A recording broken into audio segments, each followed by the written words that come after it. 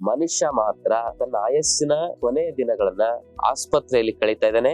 ಕಾಯಿಲೆ ಬಂದ ಮೇಲೆ ಔಷಧಿಗಳನ್ನ ಚಿಕಿತ್ಸೆಗಳನ್ನ ಮಾಡ್ತಾರೆ. BP, ಶುಗರ್, ಥೈರಾಯ್ಡ್, ಕೊಲೆಸ್ಟ್ರಾಲ್, ಚರ್ಮದ ಕಾಯಿಲೆಗಳು, ಇನ್ಸುಲಿನ್ ಮಾತ್ರೆಗಳನ್ನ ಬಿಡೋದನ್ನ ನಾವು ನೋಡ್ತಾ ಇದ್ದೇವೆ. ಶ್ರೀ ಗುರು ಬಸವಲಿಂಗಾಯ ನಮಃ. ಓಂ ನಮಃ ಶಿವಾಯ. ಶರಣು ಶರಣಾರ್ಥಿ. ಕಾಯಿಲೆ ಬಂದ ಮೇಲೆ ಔಷಧಿಗಳನ್ನ ಚಿಕಿತ್ಸೆಗಳನ್ನ ಮಾಡ್ತಾರೆ. ಕಾಯಿಲೆನೇ ಬರದ ಹಾಗೆ ಔಷಧಿಯನ್ನ ಕೊಡು, ಚಿಕಿತ್ಸೆಯನ್ನ ಕೊಡು ಅಂದ್ರೆ ಯಾರು ಕೊಡೋದಿಲ್ಲ. ಹಾಗೆ ಕಾಯಿಲೆನೇ ಬರದ ಹಾಗೆ ಚಿಕಿತ್ಸೆಗಳು, ಔಷಧಿಗಳು ನಮ್ಮ ಯೋಗ ಶಾಸ್ತ್ರದಲ್ಲಿ, ಆಯುರ್ವೇದ ಶಾಸ್ತ್ರದಲ್ಲಿ ಇದ್ದಾವೆ.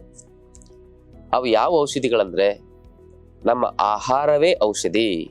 ನಮ್ಮ ಜೀವನ ಪದ್ಧತಿ ಮತ್ತು ಯೋಗದ ಒಂದು ಅಭ್ಯಾಸವೇ ಔಷಧಿಯಾಗಿ ನಮ್ಮ ಜೀವನವನ್ನ ಸಂರಕ್ಷಣೆ ಮಾಡ್ತವೆ. ಪ್ರತಿನಿತ್ಯ 1 ತಾಸು ಯೋಗ ಮಾಡಿ ಸ್ವಚ್ಛವಾದ ಆಯುರ್ವೇದ ಸಿದ್ಧಾಂತದ ಪ್ರಕಾರ ಆಹಾರ ಪದ್ಧತಿ, ಜೀವನ ಪದ್ಧತಿಯನ್ನ ಅಳವಡಿಸ್ಕೊಂಡ್ರೆ ಮನುಷ್ಯನಿಗೆ ಕಾಯಿಲೆಗಳೇ ಬರೋದಿಲ್ಲ.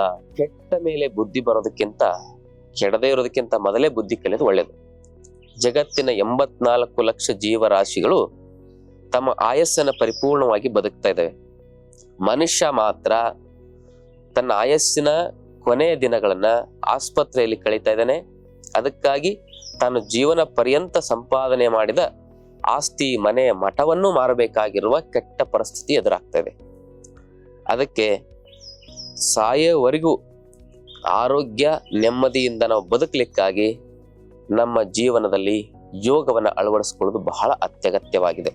ಅದನ್ನ ಸರಿಯಾಗಿ ಶಾಸ್ತ್ರಬದ್ಧವಾಗಿ ಕಲಿತು ನಾವು ಅಭ್ಯಾಸ ಮಾಡಿದರೆ ನಮ್ಮ ಸಮಸ್ಯೆಗಳೇನಾದ್ರೂ ಇದ್ರೆ, BP, ಶುಗರ್, ಥೈರಾಯ್ಡ್, ಕೊಲೆಸ್ಟ್ರಾಲ್, ಚರ್ಮದ ಕಾಯಿಲೆಗಳು, ಇಂಥವೆಲ್ಲಾ ಸಮಸ್ಯೆಗಳು ಕೂಡ ಔಷಧಿ ಇಲ್ಲದ ಹಾಗೇನೆ ಪರ್ಮನೆಂಟ್ ಆಗಿ ಗುಣ ಆಗೋದು ಸತ್ಯ.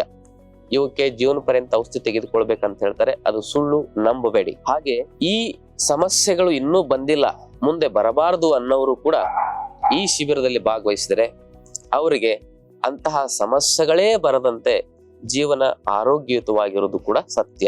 5 ದಿನ ಈ ಶಿಬಿರದಲ್ಲಿ ತಾವು ಭಾಗವಹಿಸಿದರೆ ನಿಮಗೆ ನಾವು ಜೀವನ ಪದ್ಧತಿ, ಆಹಾರ ಪದ್ಧತಿ, ಯೋಗ, ಪ್ರಾಣಾಯಾಮ, ಧ್ಯಾನ ಇವನ್ನೆಲ್ಲ ಅತ್ಯಂತ ವೈಜ್ಞಾನಿಕವಾಗಿ ಹೇಳ್ಕೊಡ್ತೇವೆ.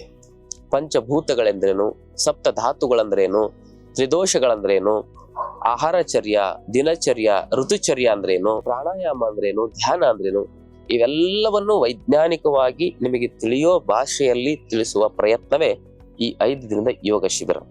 ಕುಟುಂಬ ಸಮೇತರಾಗಿ ಈ ಶಿಬಿರಕ್ಕೆ ಭಾಗವಹಿಸಿ. ಎಷ್ಟೋ ಜನ ಈ ಶಿಬಿರದಲ್ಲಿ 5 ದಿನಕ್ಕೆ ತಮ್ಮ ಇನ್ಸುಲಿನ್ ಮಾತ್ರೆಗಳನ್ನ ಬಿಡೋದನ್ನ ನಾವು ನೋಡ್ತಾ ಇದ್ದೇವೆ. 5 ದಿನದಲ್ಲಿ ಇಂಥ ಪರಿವರ್ತನೆ ಆಗೋದಾದ್ರೆ ಜೀವನದಲ್ಲಿ ಇದನ್ನ ಅಳವಡಿಸ್ಕೊಂಡ್ರೆ ನಾವು ಯಾಕೆ ಈ ರಾಸಾಯನಿಕ ಔಷಧಿಗಳಿಂದ ಮುಕ್ತರಾಗ್ಲಿಕ್ಕೆ ಸಾಧ್ಯ ಇಲ್ಲ? ಹಿಂದೆ ಈ ದೇಶ ಇಂಗ್ಲಿಷರಿಗೆ ಗುಲಾಮ ಆಗಿತ್ತು, ಈಗ ಇಂಗ್ಲಿಷ್ ಔಷಧಿಗಳಿಗೆ ಗುಲಾಮ ಆಗಿದೆ. ಅದಕ್ಕಾಗಿ ಈ ದೇಶವನ್ನ ಮತ್ತೆ ನಾವು ಸ್ವತಂತ್ರ ಮಾಡಬೇಕು ಅಂದ್ರೆ ನಾವು ಈ ರಾಸಾಯನಿಕ ಔಷಧಿಗಳಿಂದ ಮುಕ್ತರಾಗಲೇಬೇಕಾಗಿದೆ. ನಿಮ್ಮೆಲ್ಲರಿಗೂ ಶರಣು ಶರಣಾರ್ಥಿ.